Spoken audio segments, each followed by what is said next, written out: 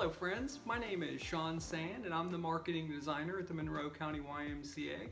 I'm here today to show a few tips and tricks for basic shading techniques. I hope you enjoy it. Let's talk about some of the supplies you'll need. First, you'll need a standard piece of paper. Any copy paper will do. A number 2 pencil, pretty much your standard run-of-the-mill pencil, works good. We'll also need something to represent your light source, and we'll talk a little bit more about that later. And another scrap piece of paper for honing your tip. And again, we'll talk about that a little bit later. Let's talk about honing your pencil tip for illustrations. As you can see, this is a standard number 2 pencil. Unfortunately, most pencil sharpeners will give you this short, blunt tip like this, which is great for just about everything except illustrations. What I like to do is I will get an X-Acto or a pocket knife and go ahead and sharpen my own pencil. And the trick to this is to expose as much of the lead of the pencil as you possibly can, because you'll be using this surface area to lay down the graphite, and the more surface area you have, the evener coverage you will get. So as you can see, I pushed out a lot of the pencil lead here. And then what I'll do is I'll just take a scrap piece of paper like this, and I will hone my edge down to make a flat surface. And it's good to remember where your flat surface is on your pencil. I don't know if you can see that there. And that's what you'll use to lay flat when you are putting in your graphite. First and foremost, I think one of the most important parts of making any illustration look somewhat realistic is nailing down your light source. It's the best way to make everything look like it belongs together. A good rule to follow is I'll typically do one of the upper corners as a light source, and I usually use some sort of object and set it there so I don't forget where the light's coming from. So we'll go ahead and pretend this is the sun or a above head light, and basically from this point on, once I get my spot there, we'll pretend that the light is shining this direction across my paper. Another important tip is the way in which you hold your pencil. What I do, and most people do when you're writing or using a pencil, you'll hold it in your standard position like this. And I use this to draw all my line work or anything that, you know, has a solid line.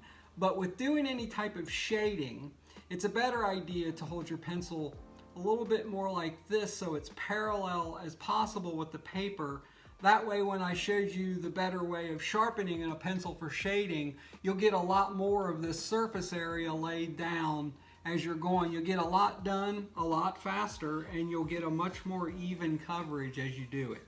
So first, you're going to want to draw any kind of basic shape or whatever you decide to do. I was thinking maybe a hot air balloon or something similar. So I'm going to go ahead and sketch this out.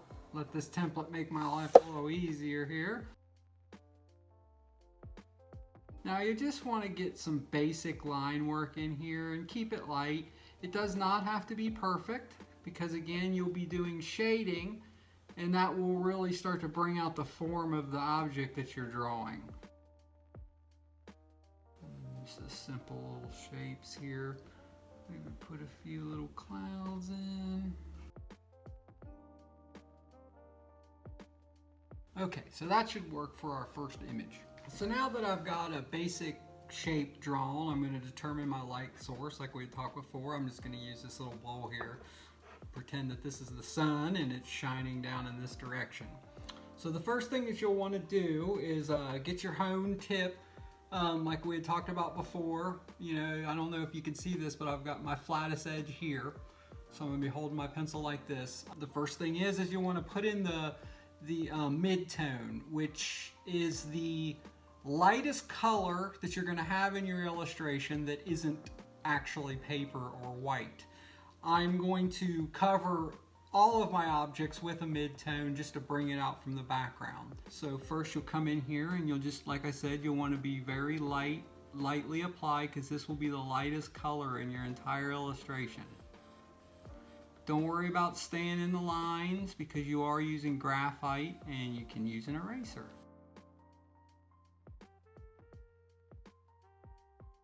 Some people like to follow the form of the object, which I do typically, but with my mid-tone, I like to just lay it in one direction, and I'll usually go perpendicular from the direction that the light is falling.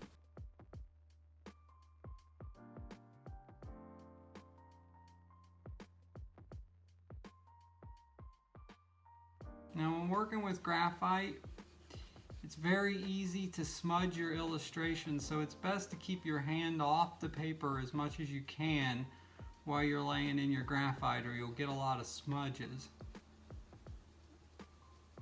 This is a pretty small one, but a lot of times what I would recommend is just getting maybe your scratch paper here and putting your hand on this. That way, you know, you're not smudging up your graphite. Okay, so now I have my mid-tone put in. And next what I'm going to do is I'm going to put in my next shade darker. So I'll go ahead and determine, since we've got our light source coming from this direction, everything that is on the opposite side of this light source is going to be the shadowy area. So I'll start down here with the little basket. This will be mid-tone number 2.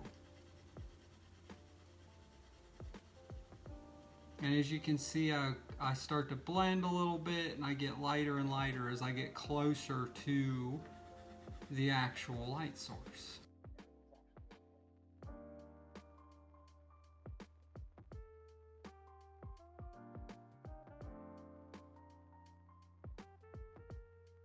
And the bottom of these clouds will be pretty dark. So I want to lay that second mid-tone in there.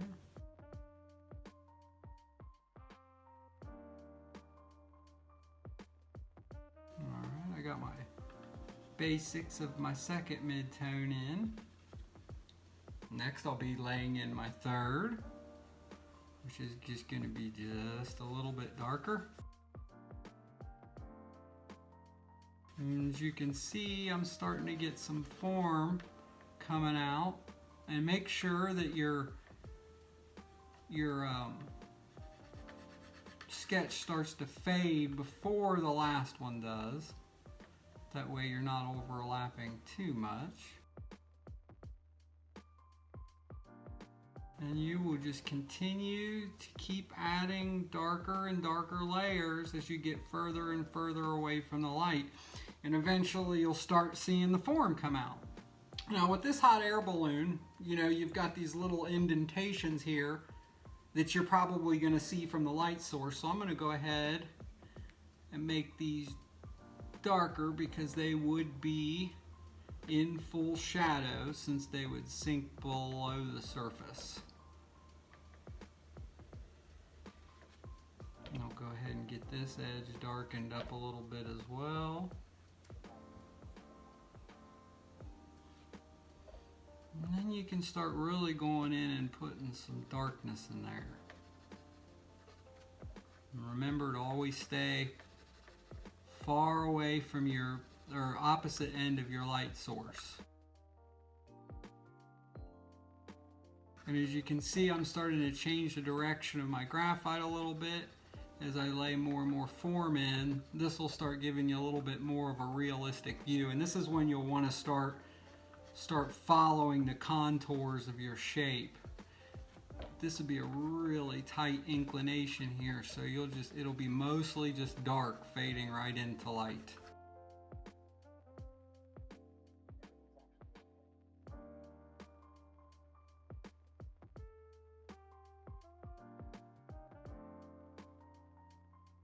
And as your form starts to come out, start getting those lines perfected a little bit more.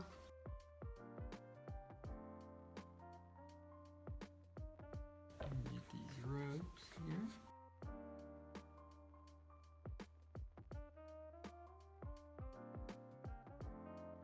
And a little bit too dark there, but that's okay. We have an eraser.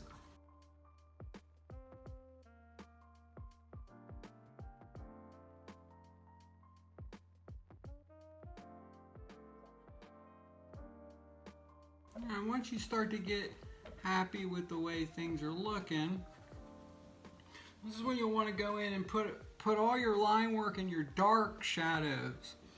So we would have a really dark shadow running along this edge here, since it is furthest away.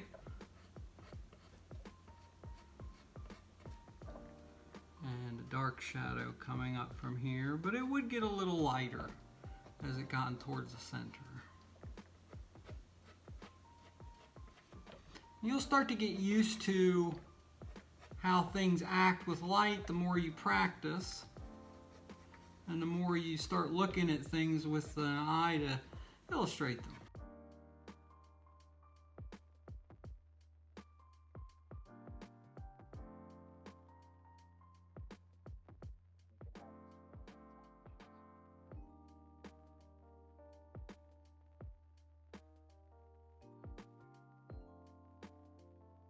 Once you think you're basically happy with the way it's looking, one little trick to really bring it to life is when you put in your highlights, and I'll show you that just in a second. More form lines here so you can see the shape a little better. And then what I will do is I'll take one of these little pinpoint erasers. This is my kind of favorite eraser because you can be much more precise. You can also use the back end of a standard pencil eraser, or your typical art eraser. But what I'll do with this is, so since we've got our light source coming in from here, we're going to have a bunch of blown out areas in here that are basically white. So I'm going to go ahead and lay in those highlights, so give a little bit more of a realistic form. And then that's the basics of your shading. I'm going to go in here a little bit more and add a few details coming in. If you actually had a balloon basket, you would have some crisscrossing lines here.